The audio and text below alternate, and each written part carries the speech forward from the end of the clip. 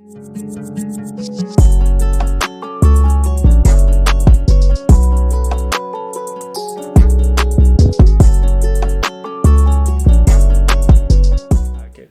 guys, welcome back to episode 5. On today's episode, we're gonna take a dive into the struggles that we face in middle class, especially when it comes to the migrants from different countries, more specifically relating to South Asian communities, and kind of understand a lot of the stuff that goes unsaid when it comes to the development of the kids and their ability to kind of really flourish in all aspects of life, and how sometimes their passion and the dreams, what they might want to pursue, kind of gets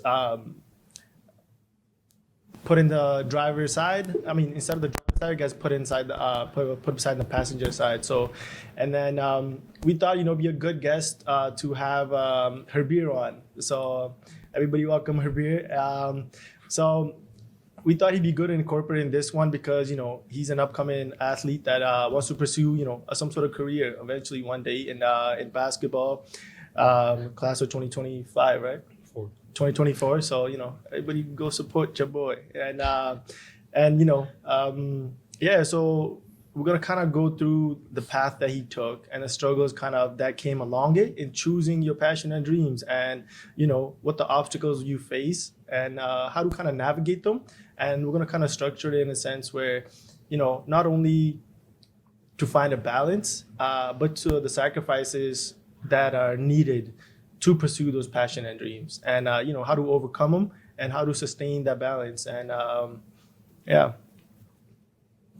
Okay. But yeah, so I guess we'll start off with the problems, right? So where exactly does how exactly does a middle class mindset, how it can impact your true potential, and where does it resort from? So first of all, we'll start off is how exactly do we equate from happiness, right? What is happiness exactly, and how does it get impacted by the influence of our parents?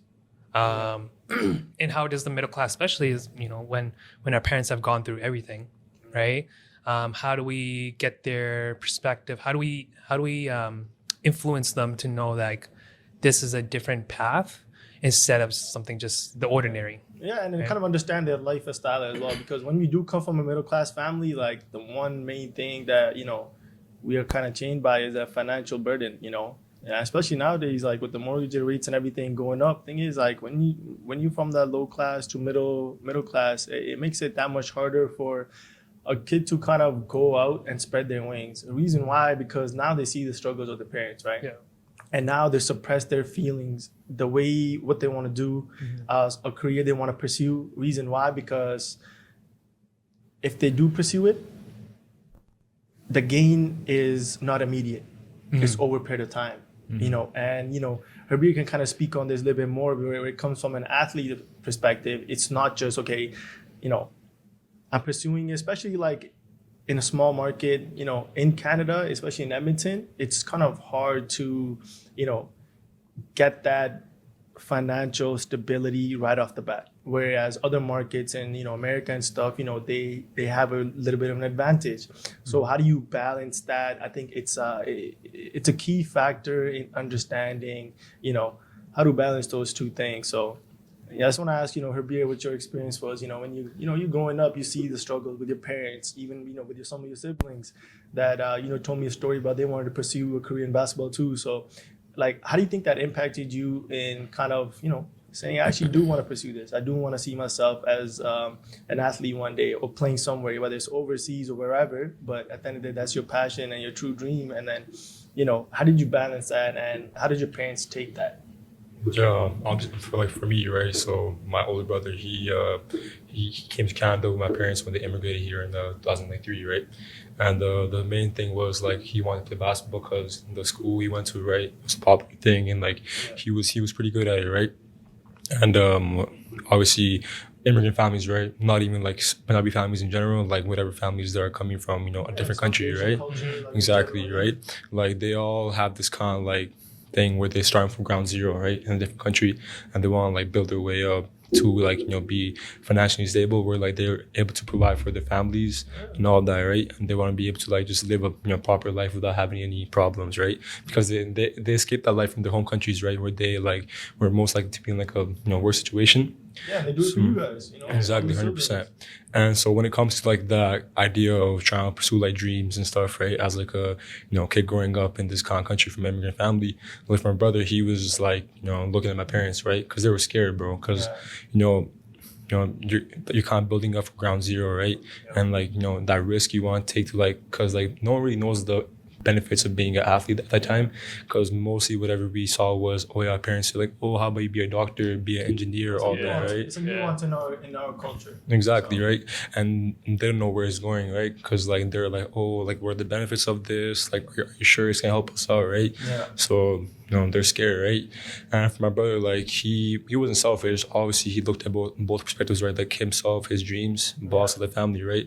So he sacrificed his dreams to like just I'm gonna become whatever my parents say, because I want to be able to like just help them out and get settled in the country, right? Yeah, and you just feel like a burden on them. Exactly, right? Yeah. And just get that stable. And yeah, when I came after, right, now I'm growing up, right, and he taught me how to play basketball, obviously, right, and I fell in love with the game as well.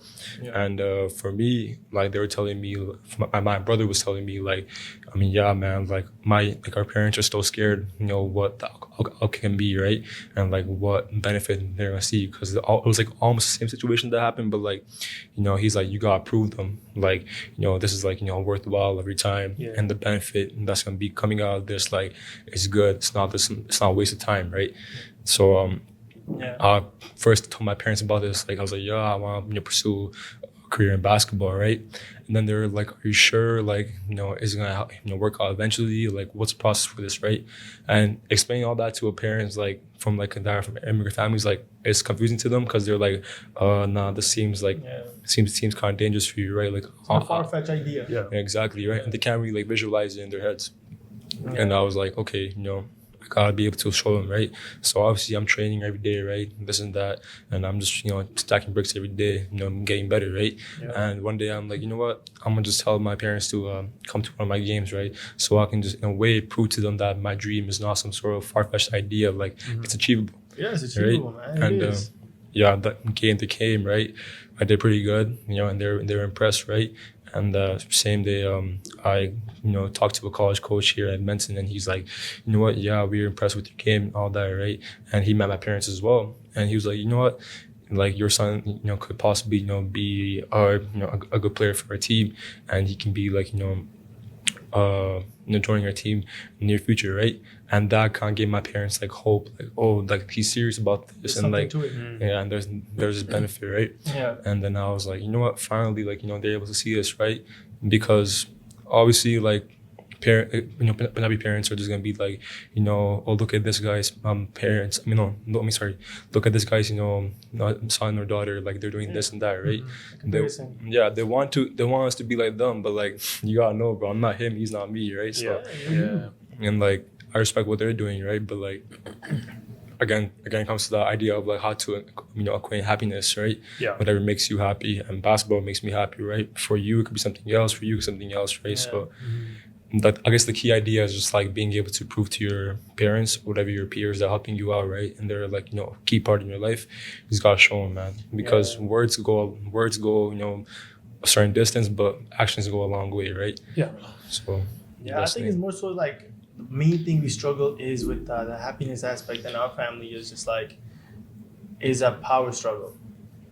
It's like, how do we attain that, And a lot of the times, it comes from not only the support system when it comes to parenthood, like your mother or your dad, your siblings, or, even in your community, And the thing is, like, from my, personal experience, to a certain extent, the happiness kind of gets taken away when there's no emotional support when it comes from, especially from a father figure role, your father, yourself, because they're taught to suppress their emotion and to carry forward the torch, which is provide financially, whether it's working 1 job, 2 job, 3 job, whatever it is, as long as we have bread on our table. Yeah. That's their main core, responsibility. But along that journey, what they lose out on is not having the capability of actually understanding your daughter or your son's capability, being there emotionally. Because thing is, like, we put this,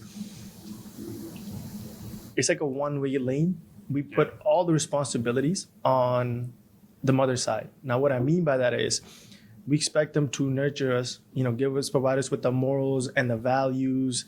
And at the end of the day, they still cook at home clean. And on top of that, they have to work as well.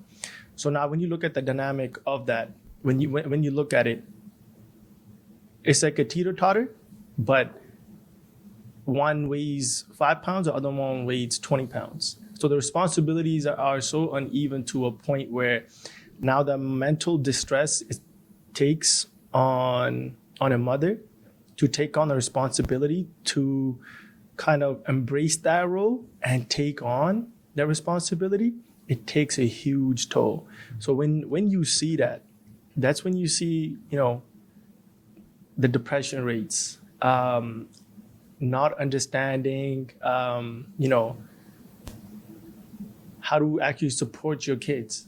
It's like they're torn. Do I support my kids or do I go with, your husband? I can't speak against my husband, but I also don't want my kid to feel like we're not supporting them. So now, not only you have a divided household where your mother's conflicted, how do I go about this, right? And then from the father aspect, it's like, I know how to go about it, and this is how you go about it. Because the emotional intelligence, the lack of understanding of what that even means and putting it into perspective, it's like a far-fetched idea in our culture. Having your dad sit down and talking, but like that, like sit down and talk about it. Like, I know you're working, like how can we figure it out? Like how can I pitch in? Anyways, I'll take care of the utilities, I'll work a couple hours, whatever, I can work part-time. I'll take care of this, don't worry. And alongside that, you can pursue your dreams if you really want to. Yeah. It's a great quote by Kobe. It's like, if I have to drag you to the gym, you're not built for it.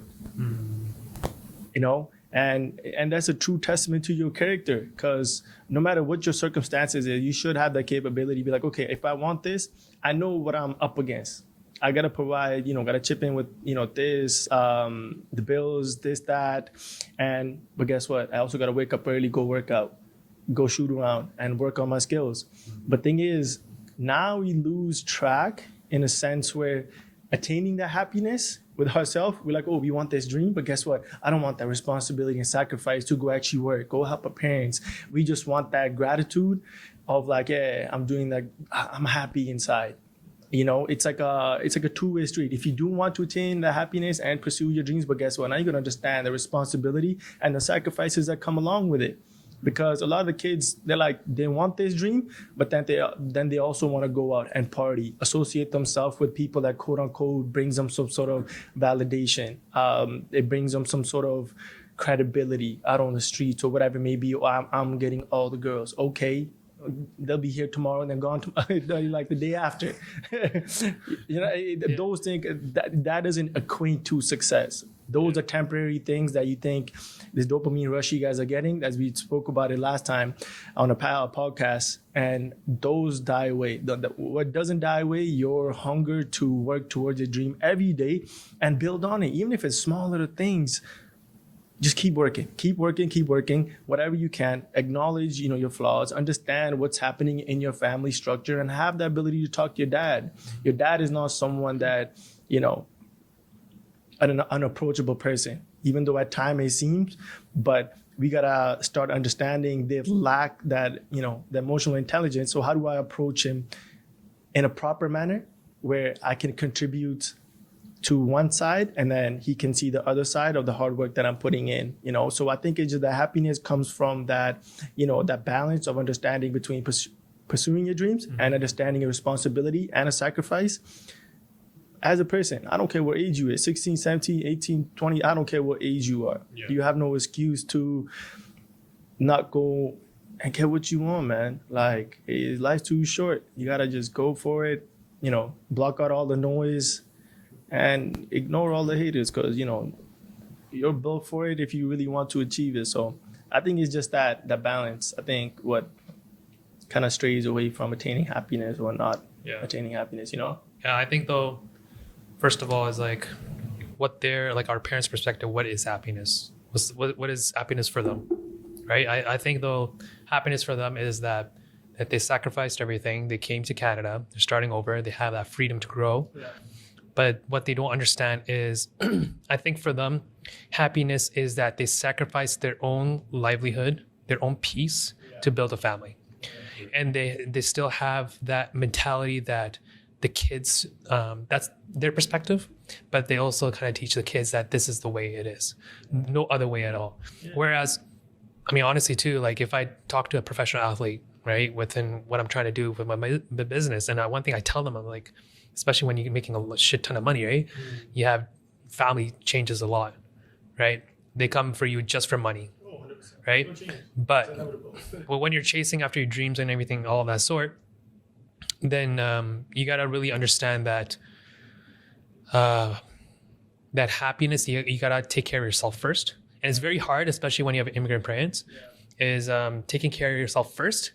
And then afterwards, eventually, it's going to lead into taking care of your parents and family, right? Because if you're trying to chase happiness just to satisfy your parents, you're not going to be able to, progress that all, right? So, but I mean, for parents themselves, they have a different perspective of what happiness is. And we can't put them at fault for that, right? Yeah. They were never taught, right? What exactly is happiness? What is a different route besides, being a doctor, engineer, all that sort. So for them, it's a perspective of risk. They're trying to avoid risk as much as possible. But what I think is that we have to enforce it. We need to show them, right? I think also a good point would be to try to put them in a type of environment where they can kind of get a glimpse of what exactly you do, right? And give them a perspective. If there's for example, if there's a game going on, right? For example, if there's a game going on, you see other brown people, right? These uncles, auntie will talk to each other, right? They'll get an understanding like, okay, their kid is doing something too. Yeah. This might be a possibility. This might be an opportunity. Yeah, the camaraderie thing is like, you're like, damn, like, okay, there's more to it than there's more people. Yeah. It's like you see comfort when you see that, Yeah. So, but yeah, it's the immigrant, like the middle class mentality. It's just being safe. There's nothing wrong with it. It's a huge burden though, because there's a lot of people that they're not chasing after their dreams. They're doing the ordinary, which is fine. There's nothing wrong with doing the ordinary, but it's just later on it becomes a cycle.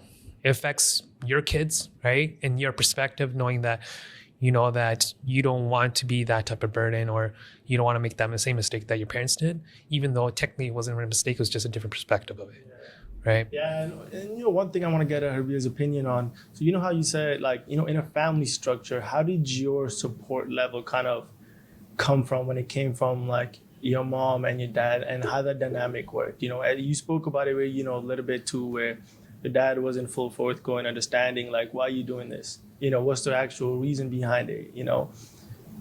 How do you think that impacted you, just even, going through that process? Like, how did they impact? Did they ever make you think like, no, I don't really want to pursue this? Like, should I? Like, my brother went through the same thing. Like, how did you go about that thought process? What I can. And then did you have any thought process with your dad where you sat him down and be like, I can't do this, And how, like, what was the thought process behind all that? I mean, like when I started, right? Like obviously, like basketball itself, man. It's like the training process. You gotta get up early mornings. You gotta stay good in school, right? Yeah. Like that's already kind of balance between being a student athlete. It's like tough as it is, right? But like when it comes to like explain that to your parents, right? Like for my mom, like she you know, obviously how moms are, they're soft, right? They're loving, right? And like they are meant to sit down with you and talk to you about certain things, right? And she was quick to understand, right? But when it came to my dad, right, like obviously right now he loves what I'm doing, right? He's, you know, fully supportive of it. But like when it came to as like the beginning of it, right, he you can only, like, you know, sit down and talk with him because again, comes to the topic, right? Like, you know, they're like working people. Like all I do is like, you know, exactly, right? So they like wake up early mornings, go to work, you know, finish your shift, come back home and just like sit, watch TV, right? Because they don't have that time for that emotional, like, you know, presence that kids need, right? So exactly, right? And say like obviously it was tough, bro, because like, bro, if you don't have like, you know, support from your number one guy, like the guy that you know seek, you know, safety from, like you want care from, right? Like he's not supporting you, exactly, right? And for him to not see it in the start is just like, it's kind of like, you know, disheartening, you know, obviously. And like through a process, like you're sitting in the gym, you're like, damn, bro, like do I really want to do this? Like do I want to get up today? Do I want to do this extra set? But like, you know, once I came to the obstacle, I was like, you know what, I'm gonna like just talk to him, show him the whole thing, right? Whether it is, you know, just sitting down in the living room, just putting a basketball video on, right? And yeah, for me, what I did was I put a basketball video on my clips and stuff, and I'm like, yeah, look at me, right? And then put another clip on some other, you know, brown guys that playing basketball. I'm like, bro, if they can do it, I can do it too, right? Yeah. And then that understanding came, and he, again, it's that thing, you know, that risk thing. They don't want to take risks because they're scared, right? It's like basically like stepping over obstacle where like you know what's, you know, behind the wall. Right? Yeah. So you're just kind of like, you know what, you know, if I just, you know, sit them down, just, you know, talk to them, prove this point, you know, then they'll be able to believe me, right? Yeah. So yeah. Yeah, and that's the issue too, man. Like even my you know, my dad personally as well, like they avoid these talks. Thing is, like, they do work hard. Like, they wake up early, they go, and they come home. They leave house around 6. They get home around, like, 7. Yeah. They don't have any time to actually talk about what they're going through. The only thing they care for is, like, you know, when they get home, they're tired. They have a couple drinks, and, you know, they go about their days, and then that's it. And that's all the interaction you get between your kid. But, you know, as we're progressing, I feel like it's important to actually, we take a step where we bring these talks to our dad more. We're like, okay, dad, like, what we doing here? Like, I don't even know you. Like, only time I even talk to you is like, maybe like when you're overly drunk, you know, you show me that affection that I always wanted, but like as a father, but it comes from a sense of, you know, almost coerced by like liquor or drugs or whatever it may be. It doesn't come from like, oh, on a day or like a Saturday, we're sitting down, you might be off. It doesn't come from, you know, an understanding of like, okay, yo, like, what are you doing with this? But like, your dad, like, this is what I want. You know, one thing I do want to, you know, improve between us is you understanding, you know, impact of your words, simply. The words and the impact it can have on me and the outlook I can have on a certain, you know, segment in my life. And when that's not even, you know, slightly bit prevalent, like, it deters you. So, you know, I encourage a lot of the kids out there. I know, you know, a lot of people probably do go through this. Try to talk to your dad, sit him down. I know it's tough. It's not the easiest talk to have with your parents. Be like, hey, dad, like, I do feel like, you know, one, mom is carrying all this burden of, you know, nurturing, cleaning at home, cooking, making sure we're good, you know, this, that, and understanding the balance is needed. Mm-hmm. And it's needed from understanding of like, I can be something. Mm-hmm. And your words of just like how you go about it can change the whole dynamic of when I get up tomorrow compared to, you know, if those words are not there, you know, the words of affirmation you need for someone you look up to as a role model, it's a whole different ball game. So I encourage kids to, you know, sit down with their dads and have these talks, you know, and tell them to avoid these circles where they're constantly abusing alcohol. Because I think majority of the people that are watching, or, you know, even in our circle, like, our dads, even after work, they chill around with their friends, they drink, And on top of that, they go and drive. Yeah. They drive home, they come home, like either they're really mad because, oh, this is not done, da da da. They have no ability to share their emotion without being, under the influence of some sort of drug. And it comes out so negatively. Now you don't even want to have a talk. You resent your dad to a certain extent. But like, if my dad's always acting like this, like, why do you want to have a conversation with him? Why do I even care? Yeah. And then when you lose out on that, it just pushes you further and further in life. From that fatherhood perspective, it pushes you farther and farther. Like you could sit in a car ride. I'm telling you, I've been there. I sat in for a car ride for probably 2-3 hours in Calgary. Maybe talk for 10 minutes. Yeah, that's true. That is insanity. Like, think about it. It's your dad. Yeah. And that's the level of conversation you can have. And this is, it's a huge thing in our community, man, where our dads they feel like, just opening up again, it's just something that's frowned upon when it's not, And then I think we as kids gotta understand they lack that, inability to do so. So we gotta take the onus on ourselves and be like, okay, they can't do it, but that doesn't deter us from bringing that out of them. Yeah. And if it does, bring some sort of clash or, we feel like is negatively impacting you, seek help from your cousins, your family, whoever may be that you trusted and they can give you proper advice how to go about it. And they have some credibility and, value on what they're speaking, So seek comfort in those areas where it's not something but having issues in the family is not a thing. It's a thing. Everybody goes through it. It's not something that's a negative thing. It's just the part of process of how you grow and how you want to be in life. Because now you grow from that relationship, and when eventually one day if you get married, guess what? Now you have a good understanding. Okay, if I go through these struggles, how do I go about it with my kids? Yeah.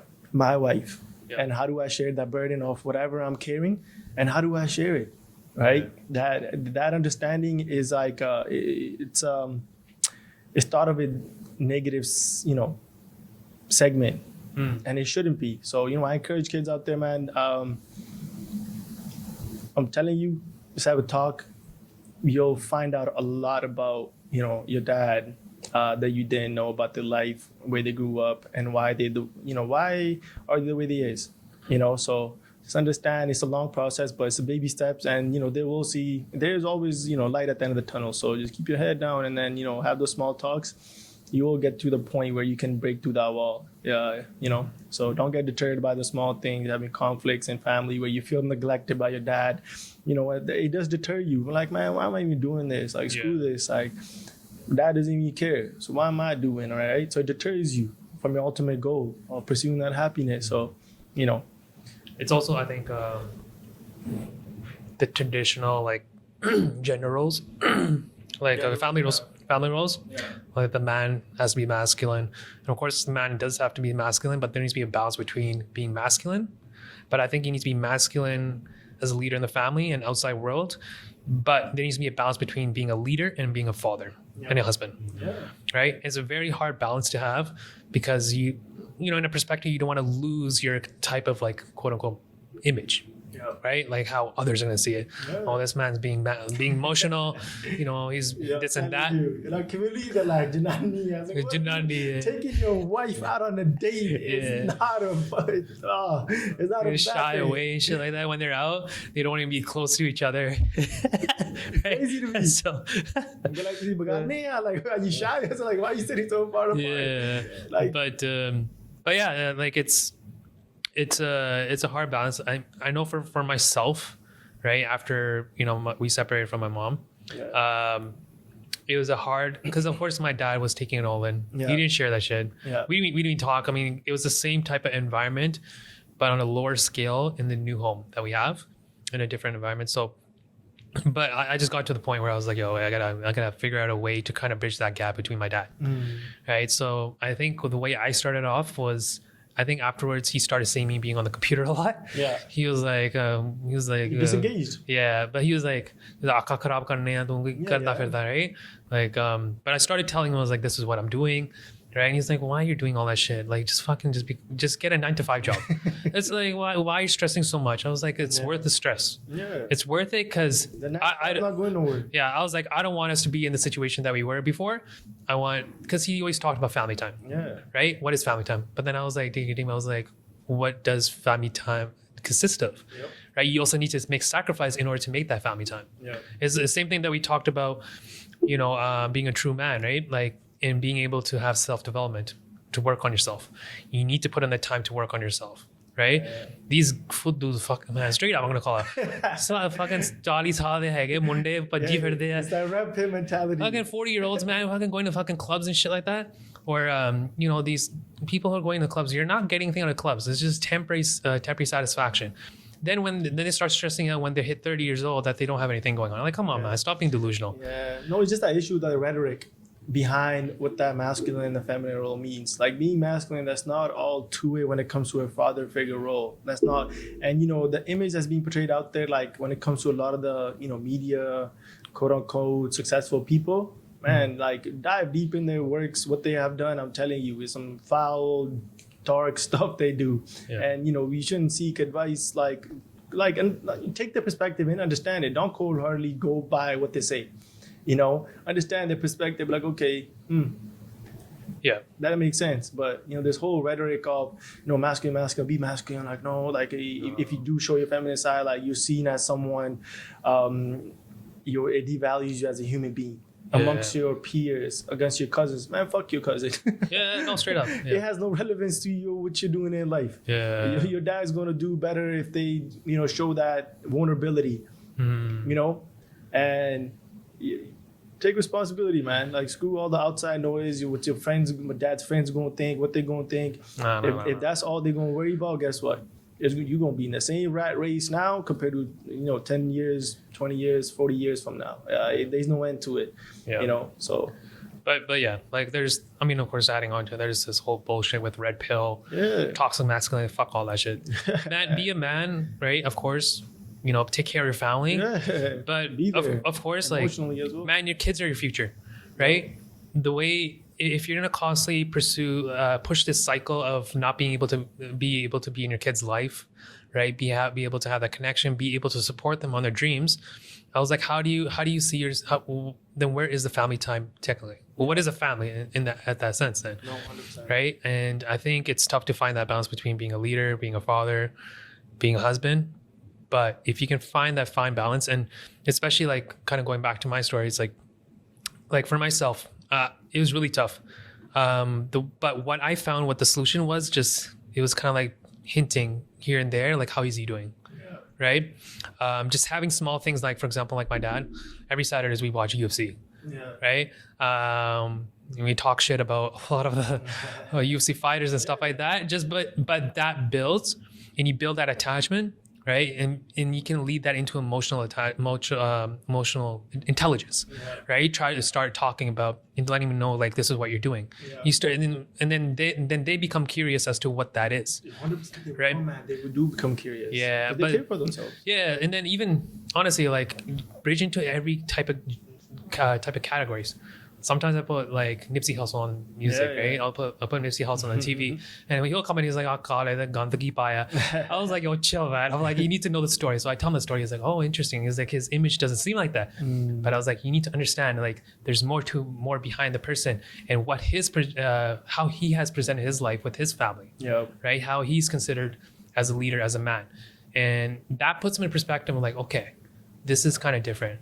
Right? Yeah. It doesn't have to be, you don't need to sacrifice your happiness, right? You need to start looking at, as a family overall, what your kids want, and being able to support them through their journey too. Yeah, no, man, I couldn't say it any better. And and that's another thing though too, like, alluding to how to kind of how to improve the situation. Like, just my personal advice from my personal relationship with my dad, it was first being afraid of my dad from what he's going to say. Just solely due to the fact that I didn't know how to talk to him. Yeah. Like, okay, my dad comes to, like, he was a truck driver, worked long hours, leaves at 5, comes home 7, 8, dead tired, had a couple drinks in, and now you're afraid of the confrontation Because one, there's always this toxic environment around the family constantly, whether it's his friend circle, whether his cousin, but like "Mera munda ye karda," or he's doing this, and this constant comparison as well. It eats into how they see you and what your actual your capabilities are. Yeah. And how it clouds their judgment, how they actually visualize you. It diminishes your value so much, because now it's like, if 24/7 you're just yelling at me saying I'm not good enough, I'm not doing this, their kid's done this, then like, what's the point? Like, I don't want to do nothing then like, fuck it then, and that's where like kids like stray away from even sharing anything. And and then now, like, obviously I'm 29 now, I have this ability with my dad, like where I can talk to a certain thing about him. When he's overstressed, I told him, I'm like, man, I'm gonna book a trip, down in December, if we're around Christmas area, we're gonna go for a week somewhere in Caribbean, Caribbean area, somewhere nice. Yeah. Get away from people. Yeah. Let your mind be free up. Man, like a couple $1,000s not gonna kill you. No. It's not. Like, we waste so much money every day on dumb shit. Surprise your parents, man. Yeah. They don't know what that is. So take your parents on a trip. Be like, me and my sister took my parents to Cuba once. My dad loved it. Yeah. All inclusive. He's like, I can eat whatever, whenever. I can drink whatever. Say no more. And then the joy you see on them, and how much happiness it brought them. Yeah. Just going away and just being away from everybody. And even my mom, like, she got her braids done. She was out here making best friends with everybody at the resort, and just letting loose. And you see that joy it brings them. That can only be brought out because now we see the struggle they're going through. Yeah. And understand it and be like, hey guys, I have a couple thousand, like, get a deal a couple months in advance, like $1,000 person is not gonna kill you. Go out on a trip, let loose. And understand this hyper stress they go through constantly, getting agitated the smallest things. Yeah. Like, yo, tu hai nahi kita, or when you're not doing this. Yeah. And tell them, be like, relax. Yeah. There's a better way to say, what you're going through. Yeah. Talk to me about it. And I have this ability to talk to my dad now, to a certain extent. I do some things I don't want to bring forward to him just due to the fact that, what he's going to say. I still haven't reached that, understanding of how to fully, be open and without that criticism of him judging me, because I want him to view me as a person that's successful and be somewhere in life, because I want to do this for my family, for my mom and my father. I don't want them to see me as a weak person that can't do this, can't do that. So, to a certain extent, you do have to just man up and just figure shit out. Like, don't cry yourself a river just because shit ain't going your way.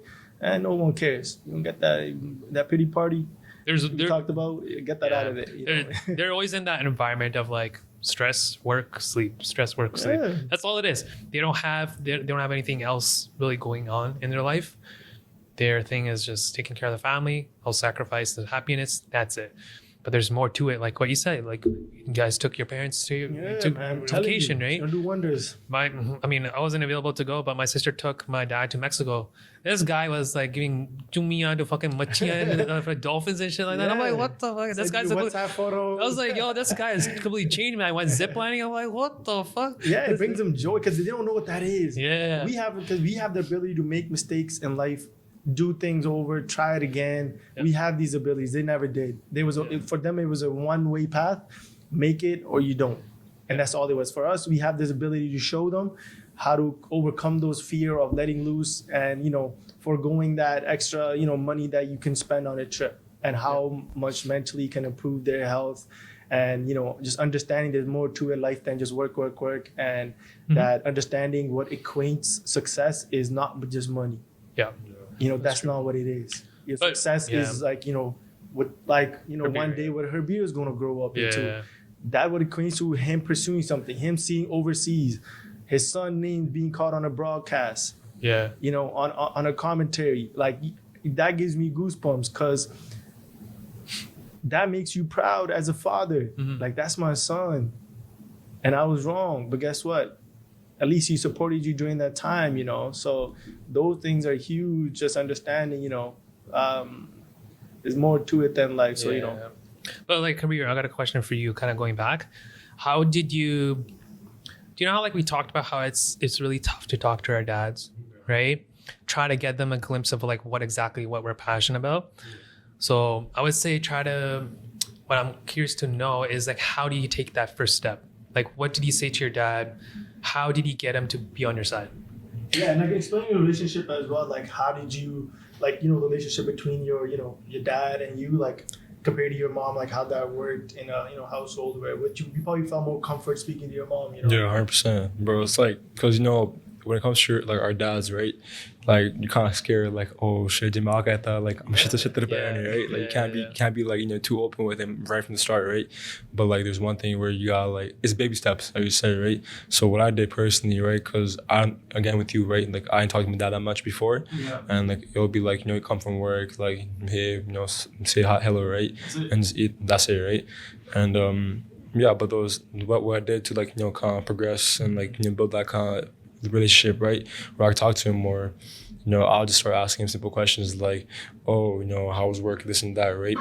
And like, obviously, when you say like when somebody drinks, right, like they start getting more open with you and they start like sharing that it's love, right? It's like that's what they want, that's what they have in their head, but they don't express it because like when they're like sober, like they just want to be like what, yeah, they keep it suppressed, right? It's like inside them, but they can't, like they don't know how to show it, right?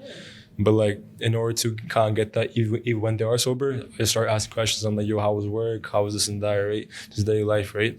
And then that as a first step, I'm gonna say that, right? You gotta like start just talking to your dad about just like daily stuff in their life, right? So they know like okay, my son's comfortable with me about my daily life. How about I ask about his life, right? And slowly as weeks pass by, he starts asking about my school and my basketball, right? And then that's when I sat him down and I was like, what? We for my basketball stuff, have this and that, right? And I show him the videos, I show him the clips, right? I show him the conversations I had with coaches, like through my phone, right? And again, that game happened again where he met the coach in real life. So I mean, yeah, bro, it's like the main step is from the start, just baby steps, like just start asking your dad about their life. Right? Because, bro, no one asks about them daily life, bro. All I know is wake up in the morning, okay, I'm gonna go to Tim Hortons, grab a coffee, right? And then when they get to their job, right? Just talking to those people, right? Because, bro, those people at the job, they don't care about like their feelings, bro. It's straight, like, oh, you get this done for us, we're gonna give you bread, and this and that, right? And there's no like mental health checks, none of that, right? So I feel like we have to be like the first ones to initiate that conversation, and so it can be like, what, we're getting comfortable slowly, and increase that balance instead of being fully like not attached to your dad, right? So 100%. Yeah, I feel like that's the thing. What would you say the one advice if you had to give? If you had to give one advice to a person who might be in your shoes, around the same demographic, where like the young coming up in high school around that time, what would you tell them the one pathway to? And also like talk about like the little bit of circle that you want to surround yourself with too, because it's easy to chase around that that the shining object, Yeah, 100%. So what was the one advice you would say give to someone who's in your position but they don't have that ability to do so?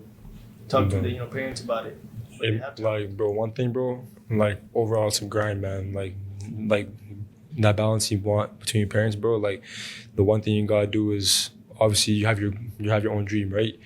And you want to be able to surround yourself with people that have the same dream. Because, bro, like during high school, even for me, bro, I saw people that were like, going out partying, doing drugs and stuff like that, right?